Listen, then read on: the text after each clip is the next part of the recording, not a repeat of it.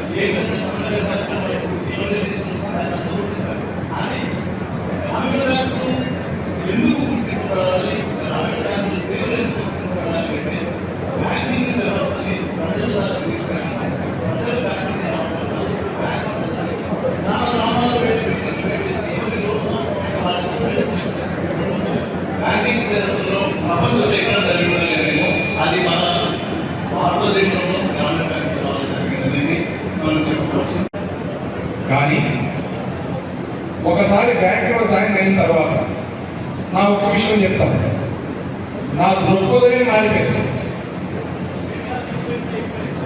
ఆ రోజు నుంచి ఈ రోజు వరకు కూడా గ్రామీణ బ్యాంక్ గురించి ఎవరైనా ఒక చిన్న చెడ్డ మాట చెప్తే వాడిని కొట్టడానికి వెనుకాడు. అంత మమకారం నాకు గ్రామీణ బ్యాంక్ అంటే. నా పొట్ట పోషించుకోవడానికి ఈ బ్యాంకులో జాయిన్ అయినా ఈ బ్యాంకు నా జీవితాన్ని ఒక దిశ నిర్ధారణ చేసి మా ఇద్దరు అబ్బాయిల్ని బాగా చదివించుకొని విదేశాలకు వెళ్ళేటువంటి పరిస్థితి ఈ గ్రామీణ బ్యాంక్ కల్పించింది. కాకుండా నేను ఒక మధ్యతరగతి వ్యవసాయ కుటుంబం నుంచి వచ్చాను. కానీ వెళ్ళడం జరిగింది. స్టేట్ 4, స్టేట్ 5 ఇంటర్వ్యూకు కూడా ఇంటర్వ్యూలో నేను చెప్తున్నాను, ఏమి ఆన్సర్ చెప్పేది అసలు ఒక్క సరైన ప్రశ్న కూడా మా చైర్మన్ గారు అప్పుడు ఇంటర్వ్యూ కమిటీ చైర్మన్ గారు అడిగిన ప్రశ్నకి ఏదైనా జవాబు చెప్పారు. తప్పకుండా నేను సెలెక్ట్ కాను అనుకున్నా. ఆయన అదే రోజే Golden Jubilee of the Gramina Bank, of Nagarjuna Gramina Bank, presently Telangana Gramina Bank.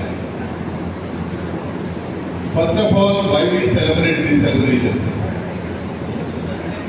These celebrations are not only celebrations, these are the age for introspection and roadmap. Because I know as a young student of primary school, I still fresh in my mind.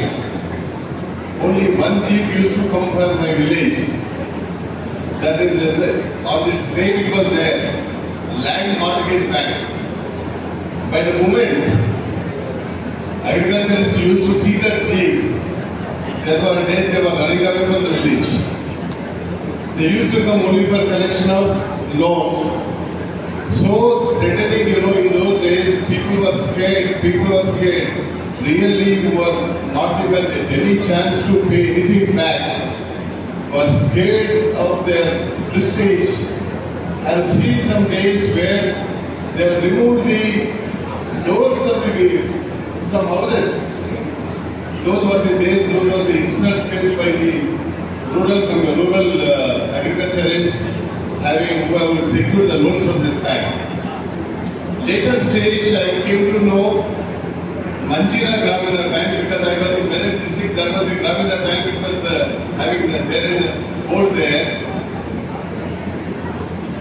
Don't think that because I am here in this meeting today, I am saying this is a bank which caters the needs of small section of society, and those who want small loans for agriculturists and the small business groups, women business groups, and small people, shopkeepers.